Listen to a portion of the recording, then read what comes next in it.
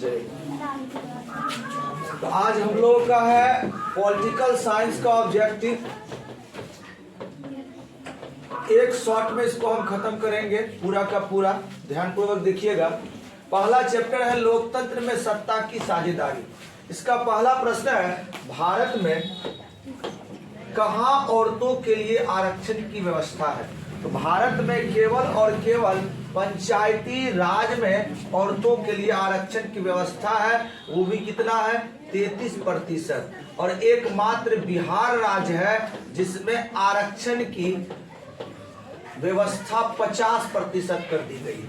तो आपका सही ऑप्शन होगा डी, पंचायती राज। अगला प्रश्न है, निम्नलिखित व्यक्तियों में कौन लोकतंत्र में रंगभेद के विरुद्ध नहीं थे? रंगभेद के विरुद्ध कौन नहीं थे? देखिए, मार्टिन लूथर किंग थे, महात्मा गांधी भी थे, ओलंपिक धावक टॉम स्मिथ एवं जॉन कार्लेस, इनके साथ भी रंगभेद हुआ था। और जो नहीं थे उनका नाम था जेड बूडी। अगला प्रश्न आइए, अक्सर बच्चा इस प्रश्न को देखेगा, बढ़िया से नहीं पढ़ेगा, मार देगा क्या? मार्टिन किंग लूथर, वो बचपन से पढ़ता आया है, लेकिन प्रश्न है यहाँ कौन नहीं थे? इंग्लैंड में महिलाओं को वयस्क मताधिकार कब प्राप्त हुआ? इंग्लैंड में महिलाओं को वयस्क मताधिकार 1918 में प्राप्त हुआ है। अगला प्रश्न है, संविधान, भारतीय संविधान के अनुच्छेद 19 में देश के सभी नागरिकों को कौन सा मूल अधिकार दिया गया है? अनुच्छेद 19 के तहत भारतीय लोगों को स्वतंत्रता का अधिकार दिया गया है। यह स्वतंत्रता क्या होगा? तो बोलने की स्वतंत्रता होगी, जिसको अभिव्यक्ति की स्वतंत्रता कहेंगे, घूमने की स्वतंत्रता होगी, अपने अपने धर्म मानने की स्वतंत्रता होगी, किसी के साथ कोई भेदभाव ना हो उसकी स्वतंत्रता होगी। तो कुल मिला के कहा जाए इसके अंतर्गत स्वतंत्रता का अधिकार दिया गया है, जो ऑप्शन ए होगा। अगला प्रश्न देखिए, सांप्रदायिक राजनीति आधारित होती है। सांप्रदायिकता का परिभाषा ही होता है कि धर्म के नाम पर घृणा फैलाना। तो धर्म के नाम पर जब हम राजनीति करते हैं उसी को कहते हैं सांप्रदायिक राजनीति। और सही ऑप्शन आपका होगा ए, धर्म पर। 15वीं लोकसभा में महिलाओं की कितनी भागीदारी थी? तो 15वीं लोकसभा में महिलाओं की भागीदारी 10.86% थी। अगला प्रश्न, 16वीं लोकसभा में महिला सदस्यों की संख्या कितनी थी? तो 16वीं लोकसभा चुनाव कब हुआ था? 2014 में। और 17वीं 2019 में। तो 16वीं लोकसभा चुनाव में जो संसद चुनकर आए 543 में से 61 संसद ऐसे थे जो महिला थी। और वही 17वीं जब आया 2019 में तो 78 महिला संसद चुनकर आई। तो आपका सही ऑप्शन क्या होगा? बी, 61। अगला प्रश्न है, 17वीं लोकसभा में महिला सदस्यों की संख्या कितनी थी? अभी हमने बताया 78, ऑप्शन नंबर बी। अगला है, जाति पर आधारित विभाजन किस देश में है? तो जाति पर आधारित सबसे ज्यादा जाति व्यवस्था किसी देश में देखने को मिलता है तो वह दुनिया में एकमात्र देश है, प्यारा भारत। सही ऑप्शन होगा भारत। अगला है हमारा, निम्न में किस देश को धार्मिक और जातीय आधार पर विखंडन का सामना करना पड़ा? धार्मिक और जातीय आधार पर एक देश है जिनको 2 भाग में विभाजित होना पड़ा, उसमें से देश है हमारा यूगोस्लाविया। अगला प्रश्न है,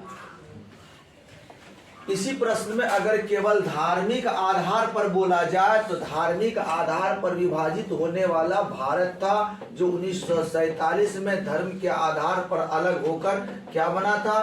पाकिस्तान। लेकिन साथ ही साथ जाति अगर आ जाए तो ऑप्शन क्या होगा? यूगोस्लाविया। अगला प्रश्न है, भारतीय संविधान के किस अनुच्छेद में धर्म वंश, जाति या जन्म स्थान के आधार पर किसी प्रकार का भेदभाव निषेध है। किसी प्रकार का भेदभाव आप नहीं कर सकते हैं। तो आपका सही आंसर होगा अनुच्छेद 15। अनुच्छेद 15 के तहत किसी व्यक्ति के साथ कोई भी भेदभाव नहीं कर सकता है। अगला प्रश्न है, धर्म को समुदाय का मुख्य आधार मानने वाले, धर्म को ही, देश नहीं, उसके लिए सर्वोपरि क्या होगा, धर्म। तो धर्म को समुदाय का मुख्य आधार मानने वाले व्यक्ति क्या कहलाते हैं। तो जिस व्यक्ति का उद्देश्य केवल और केवल धर्म होता है वैसे व्यक्ति कहलाते हैं सांप्रदायिक व्यक्ति। अगला प्रश्न है,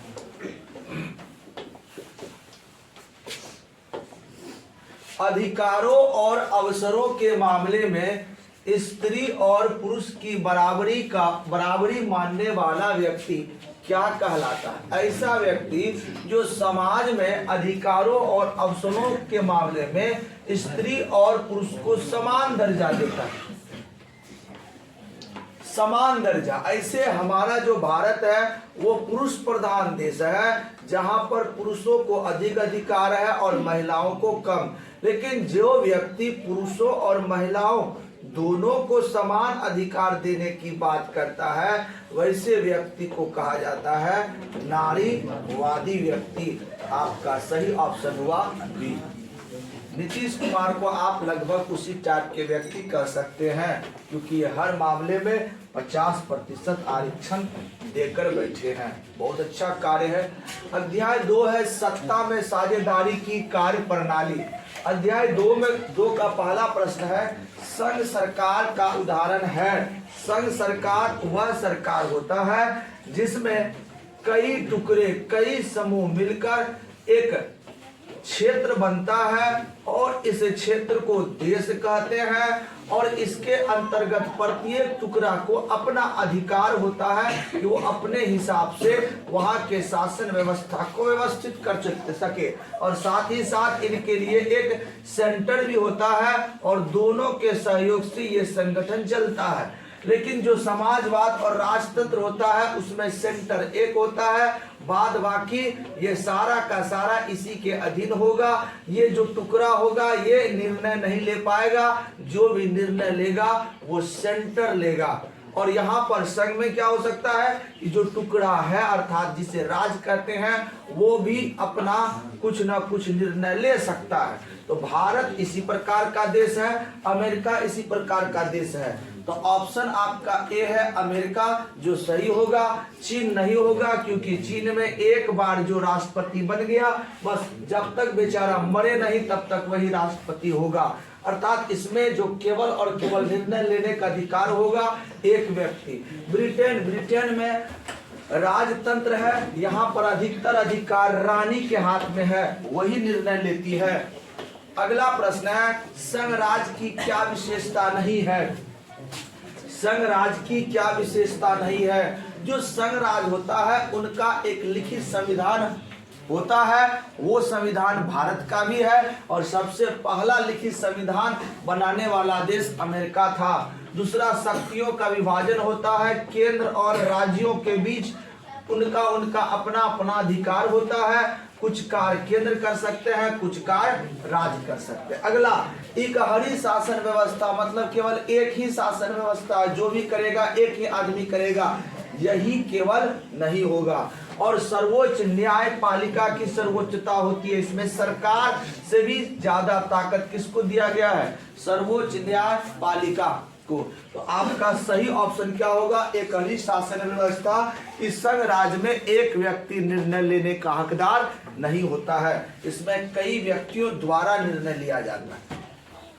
अगला प्रश्न है काफी हल्का प्रश्न है, भारत में मतदाता होने की न्यूनतम आयु क्या है। ऑप्शन है 18 वर्ष। अगला है बिहार में सुधार कीजिए। बिहार में पंचायती राज व्यवस्था का कार्यकाल, तो पंचायती राज व्यवस्था में मुखिया मेंबर किसी का भी चुनाव जो होता है वो कितने वर्षों के लिए होता है, 5 वर्षों के लिए। तो सही ऑप्शन क्या होगा? 5 वर्ष। पटना नगर निगम के प्रधान को क्या कहा जाता है? जो नगर निगम का प्रधान होता है उनको महापौर कहा जाता है, महापौर। और हाल फिलहाल में बिहार में नगर निगम का चुनाव हुआ। बिहार में अब कुल 19 नगर निगम हो चुके हैं, 19 नगर निगम,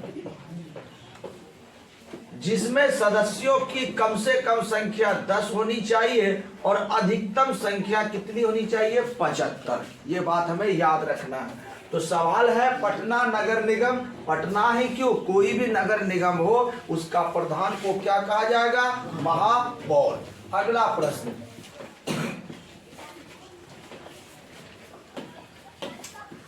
पंचायती राज व्यवस्था सर्वप्रथम किस राज्य में लागू किया गया?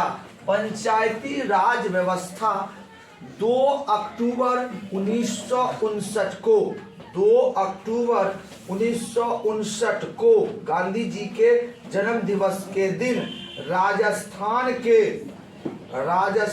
के नागौर जिला में सर्वप्रथम लागू किया गया था। नागौर जिला।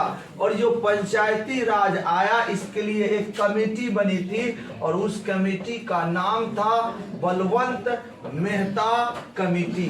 इसी कमेटी के सिफारिश पर भारत में पंचायती राज की स्थापना की और सर्वप्रथम 2 अक्टूबर 1959 को राजस्थान के नागौर जिला में पंचायत राज की स्थापना की गई। तो सही ऑप्शन होगा ए, राजस्थान। अगला प्रश्न है, लिच्छवी गणतंत्र भारत के किस राज्य में अवस्थित है? लिच्छवी गणतंत्र, ये लिच्छवी की अगर बात करें तो जब हम मौर्यकालीन भारत को देखेंगे, बौद्धकालीन भारत को देखेंगे तो उस समय पूरा का पूरा भारत 16 महाजनपदों में बटा हुआ था, अर्थात 16 बड़े बड़े साम्राज्यों में बटा हुआ था। उसी में से 3 साम्राज्य बिहार में थे। बिहार में पहला था मगध, दूसरा था वैशाली जिसको वज्जी कहिए, वज्जी संघ, और तीसरा जो था वो था अंग। मगध जो था वो पटना का क्षेत्र है, वज्जी वैशाली सारण मुजफ्फरपुर का क्षेत्र, और अंग जो है वो भागलपुर और मुंगेर का क्षेत्र था। तो ये सारे जगहों पर जो शासन चल रहा था राजा का चल रहा था, जिसको आप राजतंत्र कहिएगा। गणतंत्र मतलब होता है जनता का, जनतंत्र भी कह सकते हैं, या इसी को आप कहिएगा लोकतंत्र। तो इस तरह का शासन पूरा 16 महाजनपद में एक ही जगह चल रहा था, लिच्छवी। और लिच्छवी किससे संबंधित था? लिच्छवी संबंधित था वज्जी संघ से। तो आपका सही ऑप्शन वज्जी होगा। और ये वज्जी हमने क्या बताया? तो ये तीनों का तीनों कहाँ स्थित है? बिहार में। तो सही ऑप्शन होगा ए, बिहार। अगला प्रश्न, ग्राम कचहरी का प्रधान कौन होता है? ग्राम कचहरी का प्रधान होता है सरपंच साहब। अगला प्रश्न है, झारखंड राज्य का गठन कब हुआ था? तो सभी जानते हैं झारखंड राज्य का गठन 15 नवंबर 2000 को हुआ था। इसी में एक फेमस गाना आया था, अलग भइल झारखंड अब खइह शकरकंद। अब अगला प्रश्न है, पंचायत समिति का प्रधान कौन होता है? तो आपको पता है कि भारत में जो पंचायती राज है वो 3 स्तरों में बटा है। पंचायती राज 3 स्तरों में बटा है। ग्राम के आधार पर, अर्थात गांव के आधार पर है ग्राम पंचायत। प्रखंड के आधार पर पंचायत समिति आपने पढ़ा होगा, और जिला के आधार पर जिला परिषद आपने पढ़ा होगा। और जो ग्राम पंचायत है इनका हेड जो होता है वो मुखिया होता है, प्रखंड का जो हेड होता है, जो पंचायत समिति, इनका हेड को हम प्रमुख कहते हैं। और जिला परिषद जो होता है, जिला परिषद अध्यक्ष, जिसको हम चेयरमैन भी कहते हैं। तो प्रश्न यहाँ पर है कि पंचायत समिति के प्रधान कौन होते हैं? तो सही ऑप्शन क्या होगा? प्रमुख। अगला प्रश्न है, बिहार में नगर निगम में वार्डों की न्यूनतम संख्या क्या है? कुछ क्षण पहले हमने बताया न्यूनतम 10 होता है और अधिकतम 75 होता है। तो सबसे कम जो वार्ड है, सबसे कम उनकी संख्या है कितनी? 37। अगला प्रश्न है, निम्नलिखित में कौन केंद्र शासित प्रदेश है? आप सबों को मालूम है कि भारत में कुल 28 राज्य है और 8 केंद्र शासित प्रदेश है। 8 केंद्र शासित प्रदेश में एक है आपका जम्मू कश्मीर, दूसरा है आपका लद्दाख, तीसरा आप आ जाइएगा तो चंडीगढ़, चौथा आ जाइएगा तो दिल्ली, पांचवा आ जाइएगा दमन एवं दीव नगर हवेली, छठा आ जाइएगा लक्षद्वीप, सातवां आ जाइएगा अंडमान निकोबार और आठवां आ जाइएगा पुदुचेरी। तो इसमें से इन 8 केंद्र शासित प्रदेश में आपका सही ऑप्शन क्या होगा? Chandigarh, option number C. अगला प्रश्न,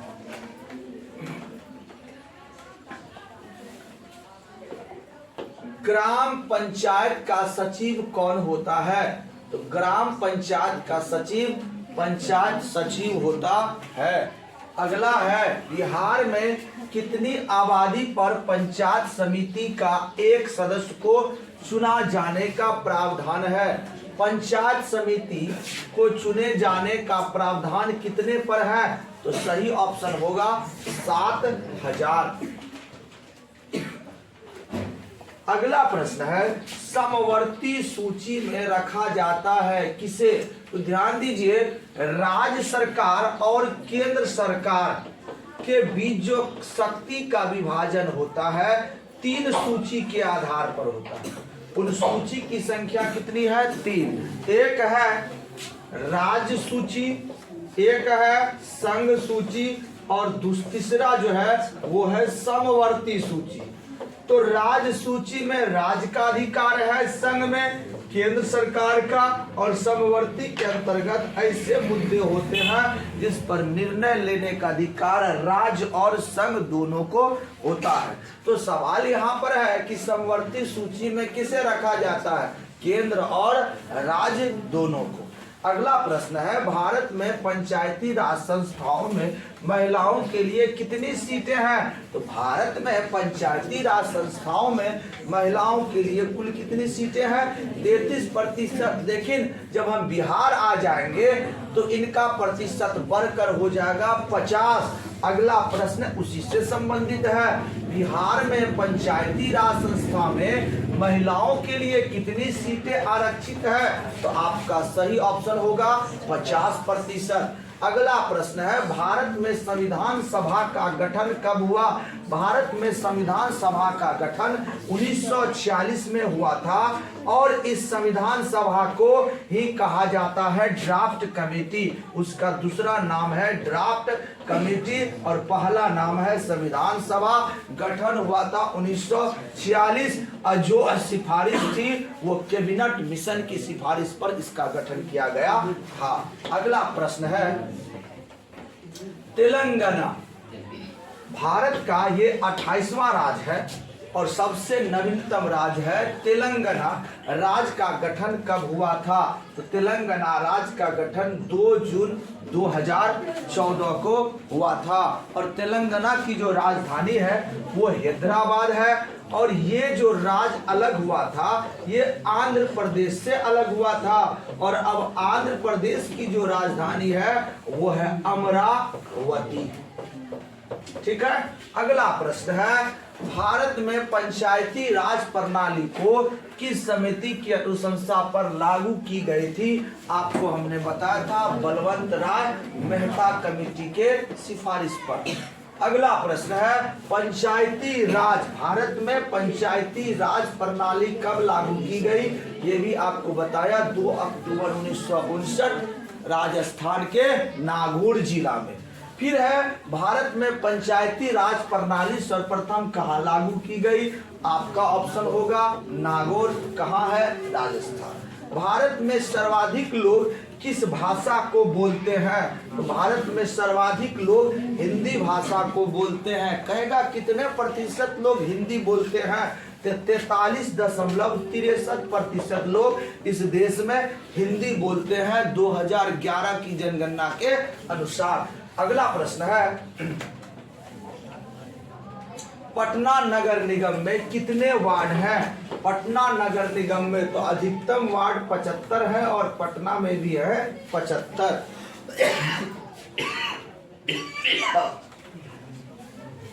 फिर कह रहा है बिहार में नगर निगम में वार्डों की अधिकतम संख्या क्या है? तो न्यूनतम 10 होती है और अधिकतम 75 और सबसे ज्यादा है भी कितना? 75। कहाँ? पटना में। अगला है भारत में देशी राज्यों, देशी रियासतों की संख्या कितनी थी? तो आजादी से पहले हमारा जो देश था कई छोटे छोटे रियासतों में बटा हुआ था जिनकी संख्या थी 562। अगला प्रश्न है राज्य पुनर्गठन आयोग की स्थापना किस वर्ष हुई थी? तो राज्य पुनर्आयोग गठन की स्थापना 1953 ईस्वी में हुई थी और ये फैजल समिति ने सिफारिश की थी कि राज्य का निर्माण या राज्य का स्थापना या गठन भाषा के आधार पर किया जाए और 1956 में भाषा के आधार पर पहला राज्य बनकर सामने आया था जिनका नाम था आंध्र प्रदेश। तो ध्यान रखेंगे आप, अधिकतर लोग 1956 मार देंगे, नहीं 1956 में पहला राज्य बना था लेकिन जो कमेटी बनी थी वो बनी थी 1953 में। अगला प्रश्न है भारत में संघ एवं राज्यों के बीच अधिकारों का विभाजन कितनी सूचियों में हुआ? अभी अभी हमने बताया 3 सूची, राज्य, संघ और समवर्ती। अगला प्रश्न है बिहार में पंचायती राज संस्थाएं कितने स्तर में है? तो 3 स्तर में बताएं। ग्राम के आधार पर ग्राम पंचायत, प्रखंड के आधार पर पंचायत समिति और जिला के आधार पर जिला परिषद। आपको तीनों का तीनों बता गया, सही ऑप्शन हुआ 3 स्तरीय। अगला प्रश्न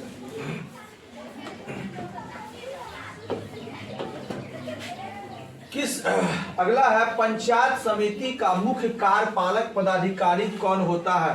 तो जो 3 स्तरीय पंचायती राज है इसमें प्रत्येक स्तर पर एक राजपत्रित पदाधिकारी होता है जो सरकार द्वारा नियुक्त किया जाता है। उसमें से अगर आप पंचायत स्तर पर ले पंचायती राज में, तो पंचायती राज के अंतर्गत जो सरकारी सेवक होता है उसको हम पंचायत सचिव कहते हैं, पंचायत सचिव।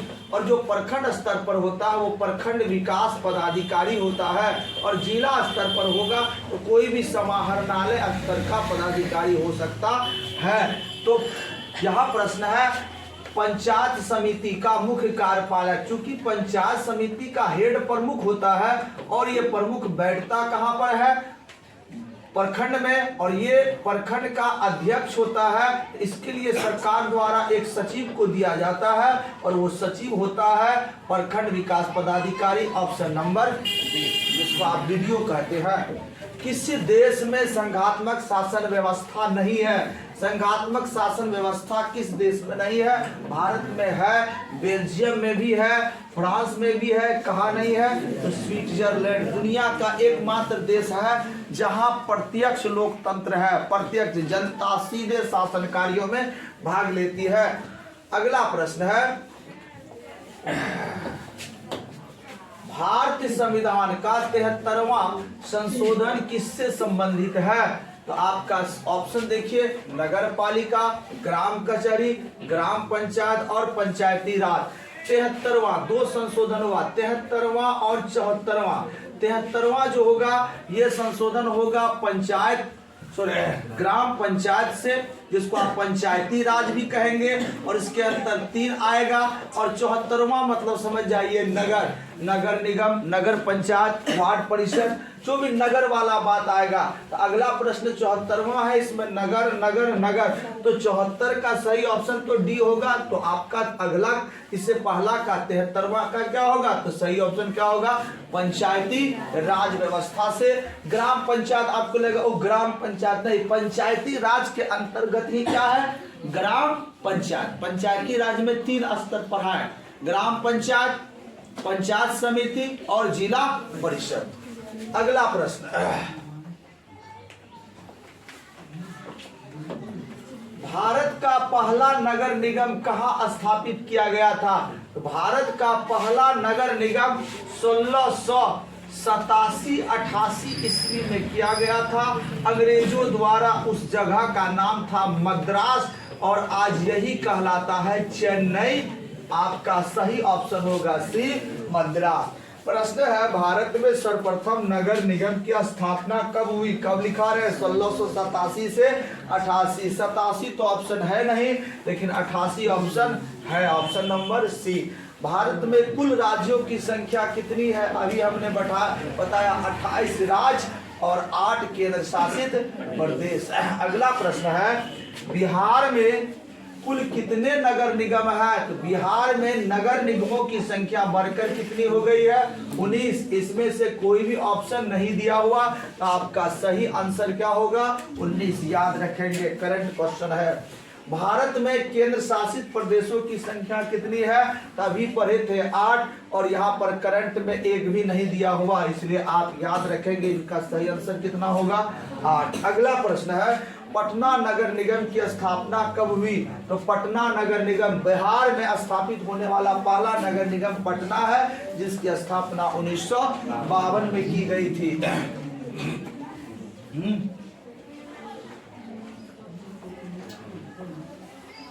अगला प्रश्न हमारे पास है, संविधान की 8वीं अनुसूची में कितनी भाषा को रखा गया। ध्यान रखें, किस अनुसूची में रखा गया, 8वीं, और कितनी भाषा, तो 22 भाषा को रखा गया है।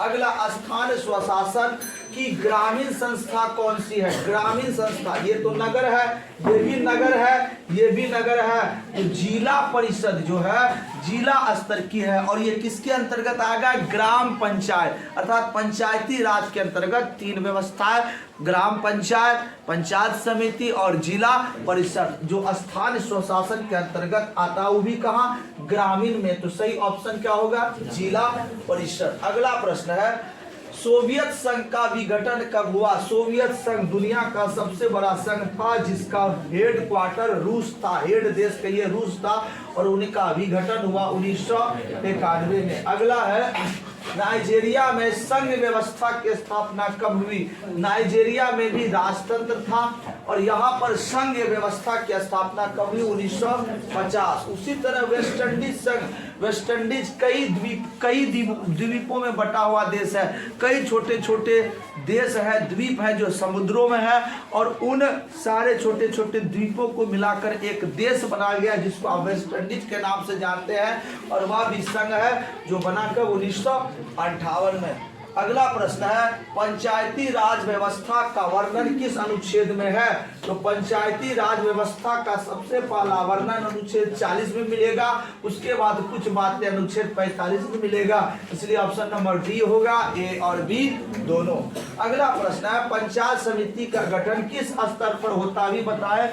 ग्राम के स्तर पर ग्राम पंचायत, और प्रखंड के स्तर पर पंचायत समिति, और जिला के स्तर पर जिला परिषद। तो पंचायत समिति का गठन कहाँ होगा, प्रखंड स्तर पर। अगला प्रश्न है, पंचायत भंग होने पर कितनी अवधि में चुनाव अर्थात निर्वाचन होगा। तो कोई भी संस्था अगर आप भंग कीजिएगा, जो निर्वाचन द्वारा चलता है, चाहे वो बिहार का मुख्यमंत्री का पद हो, चाहे देश के प्रधानमंत्री का पद हो, या ग्रामीण स्तर पर मुखिया या अन्य पंचायत समिति का पद हो, कम से कम 6 माह के अंदर आपको चुनाव कराना ही पड़ेगा।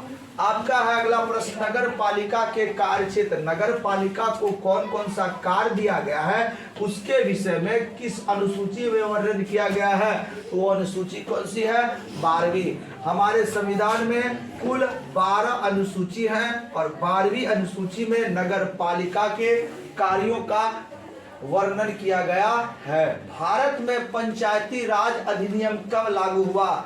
तो भारत में पंचायती राज अधिनियम बलवंत राय मेहता कमेटी के सिफारिश पर 1992 में की गई थी। और पंचायती राज की स्थापना कब की गई थी? 1959। अधिनियम अर्थात कानून कब बना? कानून बना 1992। आगे आइए, बिहार सरकार कितनी आबादी को ग्राम पंचायत की स्थापना का आधार मानता है? तो एक ग्राम पंचायत बनने के लिए उस क्षेत्र की आबादी होनी चाहिए 7000। ग्राम पंचायत का बजट कौन पास करता है? ग्राम पंचायत का कौन बजट पास करेगा? मुखिया, पंचायत समिति, जिला परिषद? नहीं, ग्राम सभा। कहाँ सड़क बनना चाहिए, कहाँ नाली बनना चाहिए, कहाँ खेल का मैदान बनना चाहिए। भारत में कितने प्रतिशत लोगों की भाषा हिंदी है? अभी आपको बताए 43.63%, जो कि ऑप्शन में कहीं भी नहीं है। अगला प्रश्न है, संघ व्यवस्था में सरकार कितने स्तर की होती है? तो संघ व्यवस्था में सरकार 3 स्तर की होती है। एक होगा केंद्र सरकार, दूसरा होगा राज्य सरकार और तीसरा होगा केंद्र शासित सरकार। यहाँ पर जो शासन होगा सीधे राष्ट्रपति का होगा, यहाँ प्रधानमंत्री का और यहाँ किसका होगा? मुख्यमंत्री का। तो कितने स्तरों में बटा हुआ है? 3 स्तरों में बटा हुआ है। अगला प्रश्न है, कितनी आबादी पर जिला परिषद का एक सदस्य चुना जाता है? तो कम से कम 40,000 आबादी होनी चाहिए, तब जाके एक जिला परिषद का सदस्य बनने वाला है। न्याय मित्र किस संस्था का सेवक है? न्याय मित्र किस संस्था का सेवक है? सभी जानते हैं ये न्याय से संबंधित है, तो किसका होगा? ग्राम कचहरी। नगर निगम की स्थापना हेतु कितनी जनसंख्या होनी चाहिए? तो नगर निगम की स्थापना हेतु 2 से 3 लाख होनी चाहिए, अर्थात 2 से ज्यादा और कम से कम कहाँ 3। तो आपका सही ऑप्शन क्या होगा? बी। अगला प्रश्न है, कितनी आबादी पर नगर पंचायत की स्थापना होनी है? तो 12,000 से लेके 40,000 के बीच में एक नगर पंचायत की स्थापना होनी है। नगर परिषदों के सदस्यों की संख्या कितनी है? नगर परिषदों की सदस्यों की संख्या 10 से 40 के बीच होनी चाहिए। नगर पंचायत के सदस्यों की संख्या कितनी होनी चाहिए? तो इनकी भी संख्या 10 से 37 के बीच होनी चाहिए। नगर निगम अर्थात निगम परिषद की बैठक कितने दिनों पर होती है? तो निगम परिषद की बैठक 1 माह पर होती है। अगला प्रश्न है, कितनी आबादी पर नगर परिषद का गठन होता है? अभी बताया 2 से 3 लाख। अगला, नगर परिषद की समिति में कितने सदस्य होते हैं? तो नगर परिषद की समिति में 3 से 5 सदस्य होते हैं। अगला है, सत्ता में साझेदारी सही है क्योंकि ये क्या करता है? सत्ता में साझेदारी क्यों आवश्यक है? तो आपको जब सत्ता में साझेदारी पढ़ाया जा रहा था, हमने बताया था कि सभी वर्गों का प्रतिनिधित्व हो, सभी लोग दबे कुचले, गोरे काले, मोटा, गेंडा जैसा सब सत्ता में भागीदारी ले, सभी अपना आवाज उठा सके, इसीलिए सत्ता में साझेदारी आवश्यक है। आपका सही ऑप्शन देखिए क्या होना चाहिए? यह विविधता को अपने में समेट लेता है, देश की एकता को कमजोर करती है, फैसले लेने में देरी करती है, नहीं, विभिन्न समुदायों के बीच टकराव को यह क्या करता है? कम। गोरा काला, मोटा पतला, भालू जैसा, शेर जैसा लोग आपस में ना लड़े, सब अपना डिमांड रख सके, टकराव ना हो, इसके लिए सत्ता में साझेदारी आवश्यक है। इसलिए आपका सही ऑप्शन होगा डी।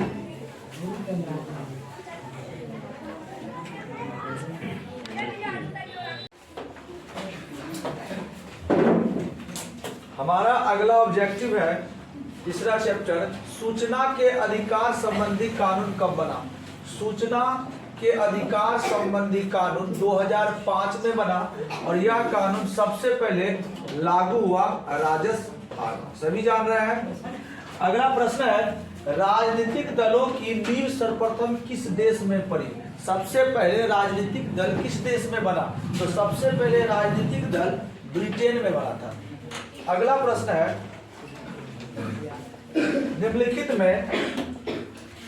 निम्नलिखित में से कौन भारतीय किसान यूनियन के प्रमुख नेता थे? तो भारतीय किसान यूनियन के प्रमुख नेता हम सबों ने पढ़ा है महेंद्र सिंह टिकैत। अगला प्रश्न है हमारा किस देश में बहुदलीय व्यवस्था नहीं है?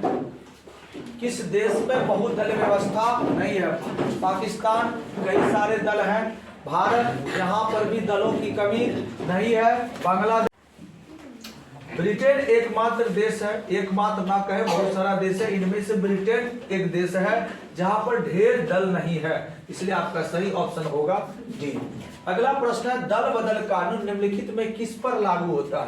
तो दल बदल कानून उन पर लागू होगा जो दल के तहत जिसका चुनाव होता है। तो दल के तहत जो चुनाव होता है उसमें से एक होता है संसद और दूसरा होता है क्या? विधायक। तो इस हिसाब से ये जो कानून लागू होगा सांसद पर होगा, सांसद पर होगा और विधायक पर। तो आपका सही ऑप्शन होगा ए, सांसदों एवं विधायकों पर। अगला प्रश्न है राजनीतिक दलों की मान्यता और उसका चिन्ह किसके द्वारा प्रदान किया जाता है? तो राजनीतिक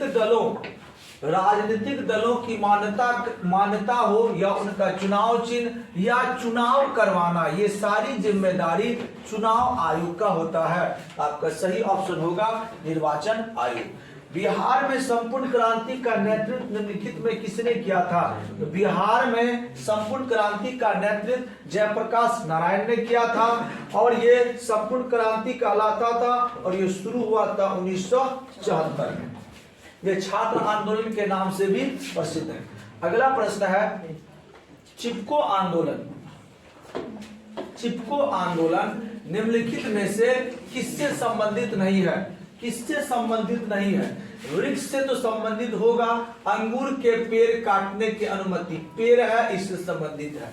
आर्थिक शोषण की मुक्ति से भी ये है, शराबखोरी के विरुद्ध भी ये है क्योंकि इसी के साथ तारी विरोधी आंदोलन भी शुरू हुआ था। और किसका नहीं है? कांग्रेस पार्टी के विरोध से। इसमें राजनीतिक दलों का कोई भी स्थान नहीं था, इसलिए सही ऑप्शन होगा डी। अगला प्रश्न है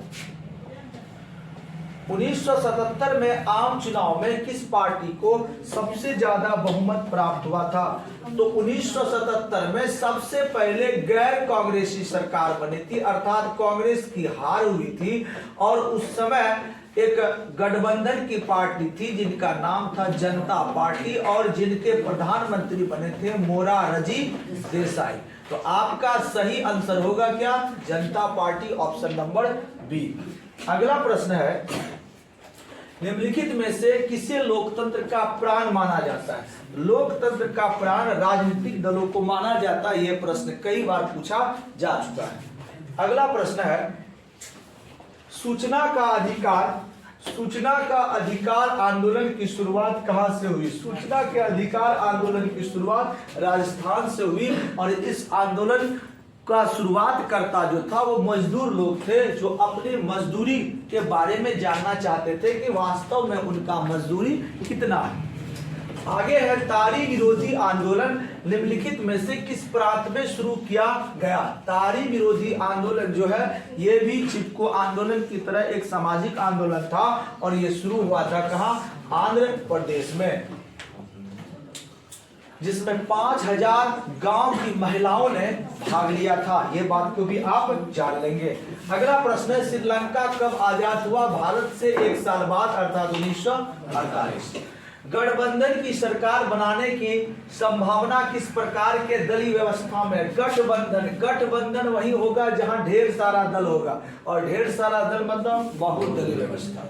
अगला प्रश्न है 1975 में भारतीय राजनीति किसके लिए प्रचलित है, किसके लिए जाना जाता है? तो हम आपको बताएं तो 1975 में भारत में आपातकाल अर्थात इमरजेंसी लगा था और ये भारत के लिए काला दिन भी कहा जाता है। और आपका सही ऑप्शन होगा सी, देश के अंदर क्या लगा हुआ था? आपातकाल।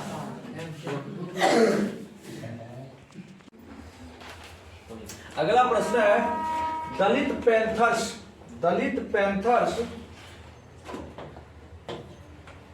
के कार्यक्रम निम्नलिखित में कौन संबंधित है? दलित पैंथर्स क्या था? तो दलित युवा लड़कों का एक दल था जिनका उद्देश्य था कि अपने दलितों का जो शोषण हो रहा है, उनके साथ भेदभाव हो रहा है, इनके लोग जो मजदूरी कर रहे हैं, कारखानों में काम कर रहे हैं, उनके साथ जो शोषण हो रहा, इन्हीं से मुक्ति दिलाना। इसमें से एक ऑप्शन है जाति प्रथा का उन्मूलन, ये भी एक था क्योंकि इनके साथ बहुत ज्यादा भेदभाव हो रहा था। दूसरा क्या था? भूमिहीन गरीबों, इसके अंदर जो भूमिहीन गरीब किसान था उनको भूमि दिलाना भी इनका उद्देश्य था। औद्योगिक मजदूर, इनके इस समुदाय के जितने भी मजदूर उद्योग धंधा में कार्य कर रहे थे, उनका शोषण हो रहा था, उनसे भी उनको मुक्ति दिलाना था। और इनका एक उद्देश्य ये कभी नहीं था कि ये सेना बनाना चाहता था, ये सेना बनाने का उद्देश्य इसका नहीं था। ऑप्शन बी होगा सही।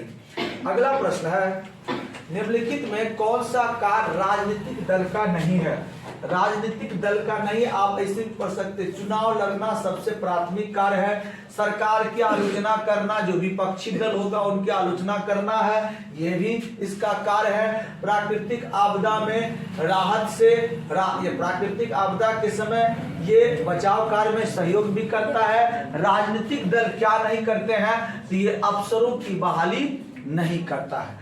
आपका ऑप्शन नंबर क्या हुआ? अगला, बोलीविया में जनसंघर्ष, बोलीविया देश में जो लोगों के बीच संघर्ष हुआ, जन संघर्ष का मुख्य कारण क्या था? तो पानी की कीमत में वृद्धि।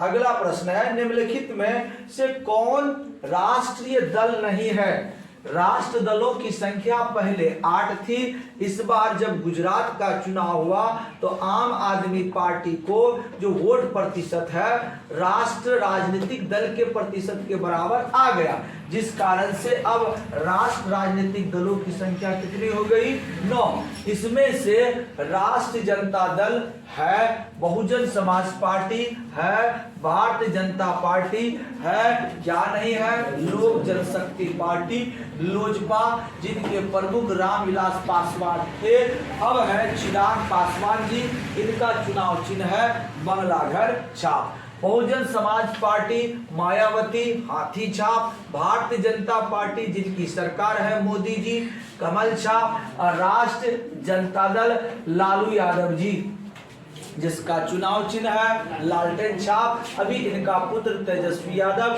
बिहार के हैं उप मुख्यमंत्री। अगला प्रश्न है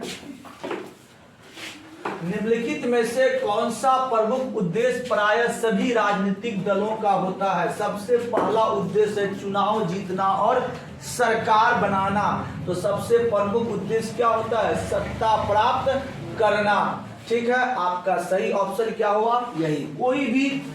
कोई भी राजनीतिक दल है वो चुनाव लड़ता ही है, राजनीति करता ही है सत्ता को प्राप्त करने के लिए।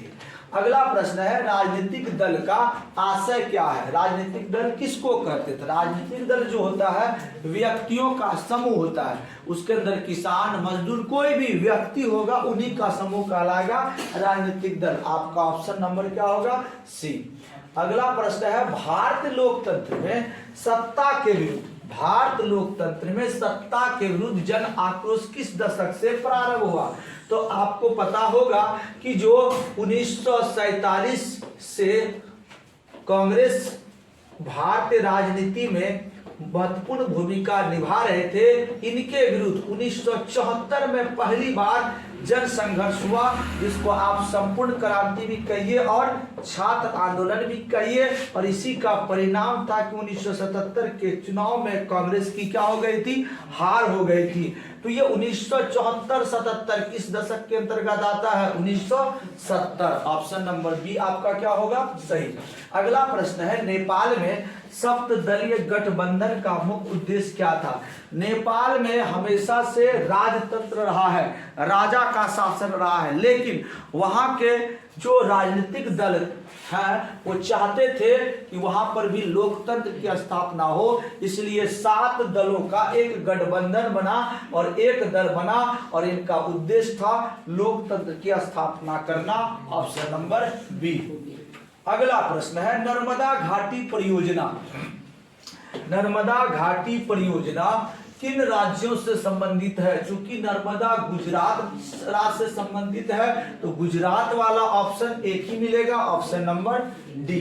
अगला प्रश्न है, जनता दल यूनाइटेड पार्टी का गठन कब हुआ? जनता दल यूनाइटेड नीतीश कुमार की पार्टी है, जिसका चुनाव चिन्ह आप जानते हैं तीर छाप है और इसका गठन हुआ था 1999 में। इससे पहले ये पार्टी समता पार्टी के नाम से जाना जाता था।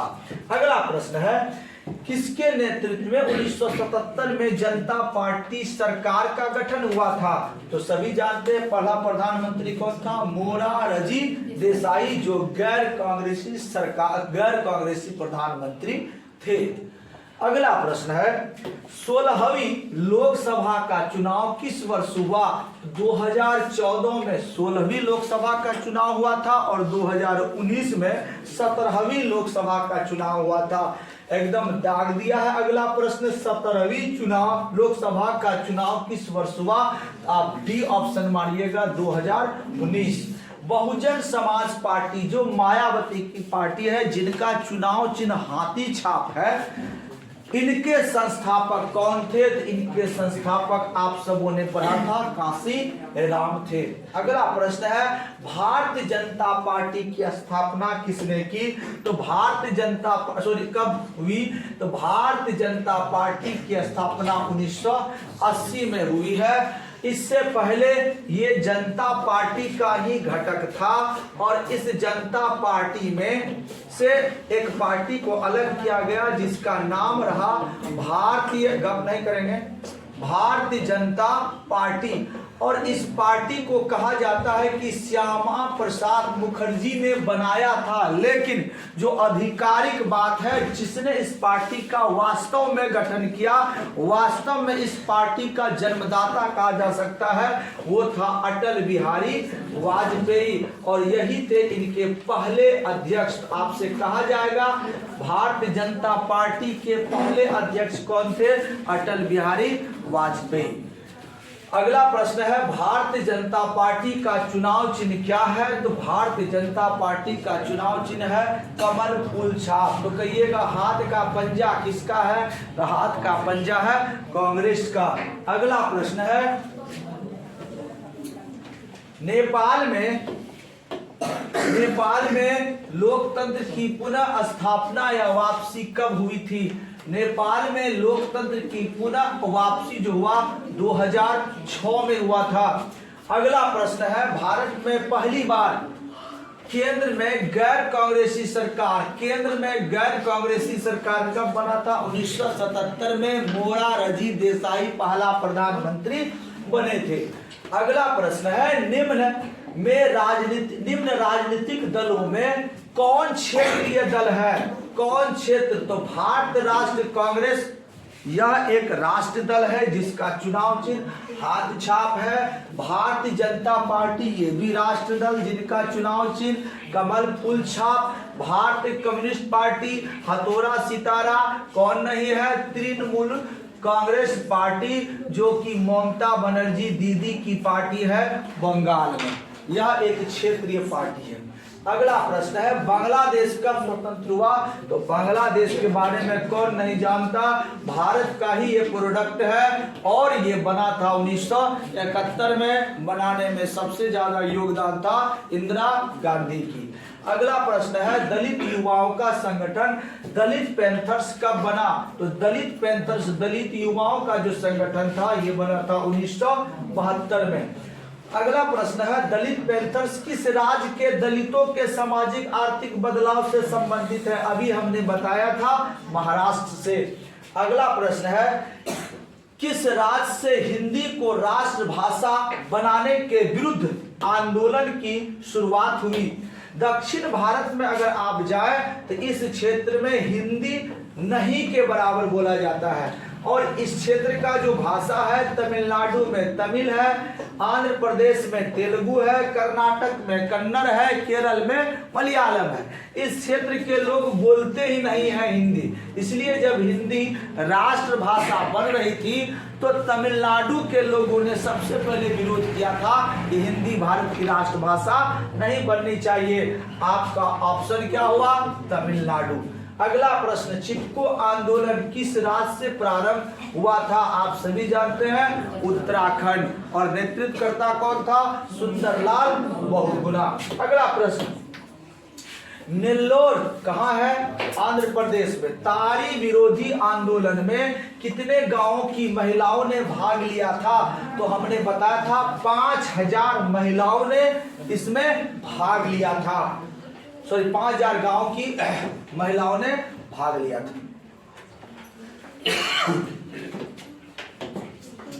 अगला प्रश्न है भारतीय जनता पार्टी के प्रथम अध्यक्ष कौन थे? अभी बताए थे Atal Bihari Vajpayee. Bharat communist party CPI की स्थापना कब हुई? भारत में सबसे पहली पार्टी की स्थापना हुई थी भारतीय राष्ट्रीय कांग्रेस पार्टी, जिसकी स्थापना हुई थी 1885। इसके बाद दूसरी पार्टी की जो स्थापना हुई थी वो थी सीपीआई, जिसका स्थापना 1925 में हुआ था। अगला प्रश्न है बहुजन समाज पार्टी। बहुजन समाज पार्टी अभी बोले थे मायावती की पार्टी हाथी छाप की स्थापना कब हुई थी? 1984 में। किसने किया था? काशी राम। चलिए आपका अगला प्रश्न है राष्ट्र पुनर्वास नीति को कब स्वीकृति मिली थी? पुनर्वास नीति। पुनर्वास नीति क्या होता है कि जब भी कभी कोई बांध बनेगा या सड़क बनेगा, उसके अंदर जो निवास करने वाले लोग हैं उनको इससे बाहर कहीं न कहीं जमीन दिया जाएगा या उसके बदले उनको पैसा दिया जाएगा। इसी नीति का नाम है राष्ट्र पुनर्वास नीति, जो बना था कब? 2000।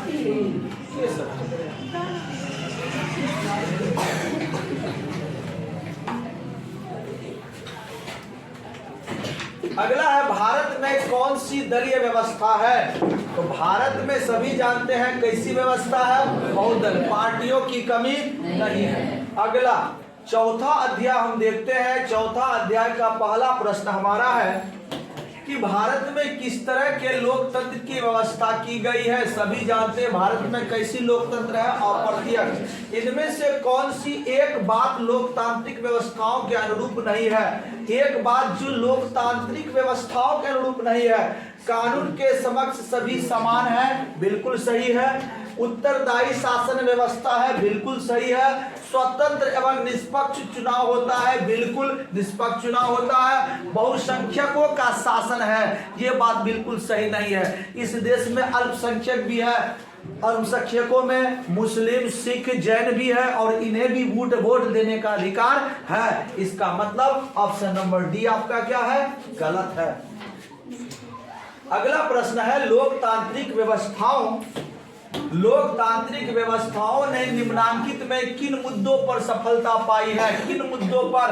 तो राजनीतिक असमानता को समाप्त कर दिया है? नहीं, अभी भी नहीं किया है। लोगों के बीच टकराव को समाप्त कर दिया? क्या दो समुदाय अभी भी नहीं लड़ रहा? बिल्कुल लड़ रहा है। बहुमत समूह और अल्प समूह के साथ एक जैसा व्यवहार होता है? बिल्कुल नहीं होता। जो जीतता अपने आप को शेर समझता है, जो हारता उसको बिल्ली समझता है।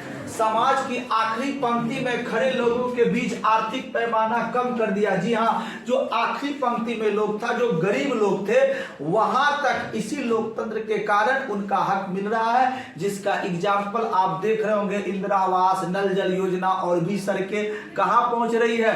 निम्न स्तर तक ये चीजें पहुंच पा रही है। तो आपका सही ऑप्शन क्या होगा? अगला प्रश्न है लोकतंत्र की उपलब्धियों में सबसे अधिक सहायक क्या है? अगर लोकतंत्र को आप सफल मानेंगे तो लोकतंत्र की सफलता का मूल मंत्र क्या है? विकास, विकास और विकास। जितने भी राजनीतिक दल चुनाव लड़ेंगे एक ही वादा करेगा, विकास, विकास और विकास। देखते हैं हमारा देश में विकास कब आता है।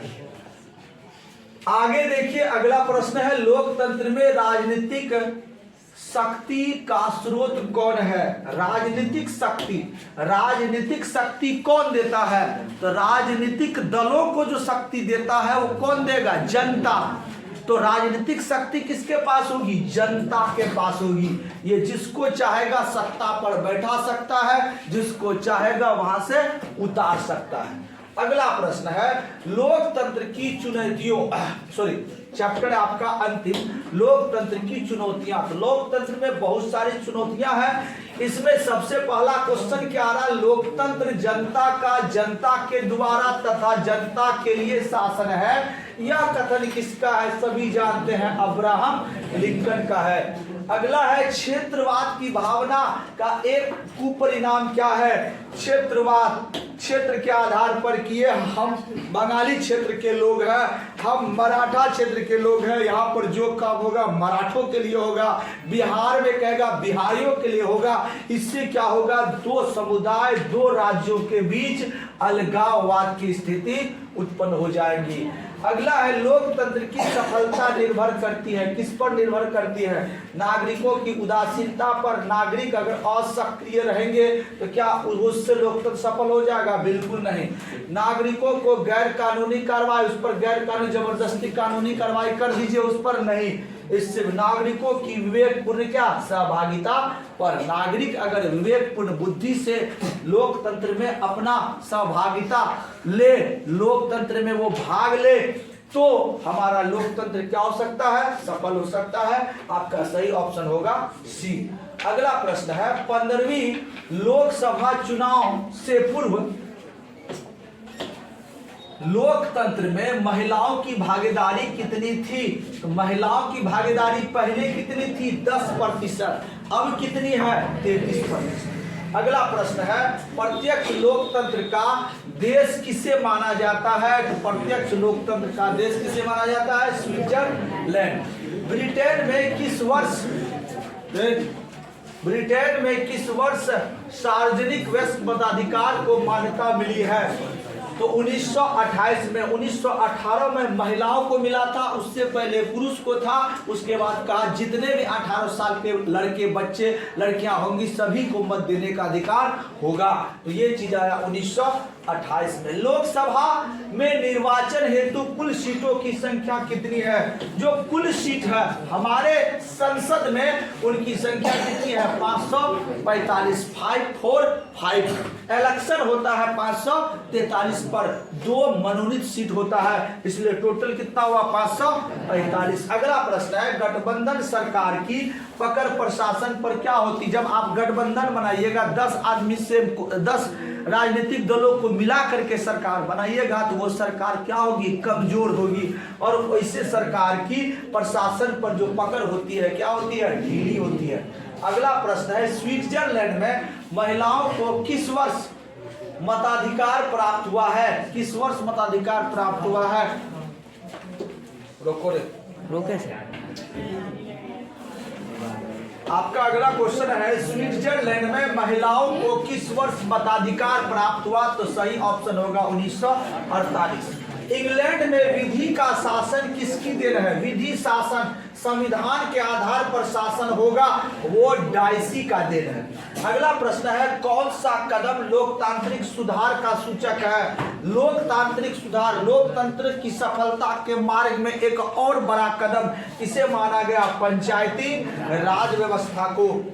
अगला प्रश्न है, लोकतंत्र के सामने सबसे बड़ी चुनौती कौन सी है? सबसे बड़ी चुनौती किसके सामने? लोकतंत्र, खाद्यान्न खाने की व्यवस्था, उच्च शिक्षा की व्यवस्था, जनसंख्या पर नियंत्रण, लोकतंत्र को सशक्त बनाना, लोकतंत्र के सामने लोकतंत्र को ताकतवर बनाना, यही सबसे बड़ी क्या है चुनौती। अगर लोकतंत्र को हम सशक्त बना लेते, ताकतवर बना लेते हैं तो ऑटोमेटिक ये समस्याएं समाप्त हो जाएंगी। अगला प्रश्न है, म्यांमार में लोकतंत्र की वापसी का संघर्ष किसके नेतृत्व में चला गया? आपको बताए थे एक महिला थी जिसका नाम था आंग सान सू की, जिन्हें कई वर्षों तक कारावास में रहना पड़ा था। वर्तमान में लोकतंत्र की शासन प्रणाली क्या है? लोकतंत्र की शासन प्रणाली कैसी है? लोकतंत्र है। कैसा है? लोकतंत्र। भारत में किस प्रकार की शासन प्रणाली है? तो भारत में किस प्रकार की? संघीय अध्यक्ष, संघीय संसदीय, एकात्मक तो है ही नहीं, एकात्मक तो है ही नहीं, आपका संघीय है और संसदीय है। अगला, भारतीय राजनीति में महिलाओं को कितने प्रतिशत आरक्षण है? 33% पढ़ते आ रहे हैं। नए विश्व सर्वेक्षण के आधार पर भारत में मतदाताओं की संख्या, भारत में वोट देने वाले लोगों की संख्या कितना है? 71 करोड़। अगला प्रश्न है, इनमें से किस देश के राष्ट्रपति को रबर स्टाम्प की तरह, किस देश के राष्ट्रपति रबर स्टाम्प की तरह नहीं है? मतलब जब चाहो बना दो और जब चाहो उतार दो। ये भारत में नहीं होता है। एक बार अगर आप उसको चुन लिए तो 5 साल तो लगभग वो रहेगा, और उसके लिए भी कई प्रकार के प्रावधान उसको हटाने के लिए, अदरवाइज इतना आसानी से वहां के जनता नहीं उठा सकते। बगले में पाकिस्तान देश देखिए, जब मन होता वहां का सेना, वहां के प्रधानमंत्री को सीट से क्या करता है? हटा देता है। उसमें से आपका सही ऑप्शन क्या होगा? भारत। राजनीतिक दल देश में सीजर शाही से हमारी रक्षा के सर्वोत्तम साधन है। राजनीतिक दल जो है सीजर शाही, जो सैनिक कार्रवाई है, जो सेना, अगर आज सेना चाहेगा तो इस देश पर कंट्रोल कर सकता है, क्योंकि उसके पास हथियार है, सब कुछ है। वो डर रहा किससे? राजनीतिक दलों से। तो राजनीतिक दल हमें सीजर शाही से, कहिए तानाशाही से, सैनिक शासन से बचाता है। यह कथन किसका है? यह कथन है किसका? लास्की का। अगला प्रश्न है, कार्यपालिका में ऊर्जा होनी चाहिए, कार्यपालिका में ऊर्जा होनी चाहिए तो विधायिकी में दूरदर्शिता, जबकि न्यायपालिका में जो कोर्ट है, न्याय है, उसमें सत्य के प्रति निष्ठा और संयम होनी चाहिए। यह किसका कथन है? यह कथन है अलेक्जेंडर हैमिल्टन का। अगला प्रश्न है, भारत में सर्वोच्च न्यायालय के मुख्य न्यायाधीश, सुप्रीम कोर्ट के जो मुख्य जज होते हैं, उनकी नियुक्ति कौन करता है? आपका सही ऑप्शन क्या होगा? राष्ट्रपति।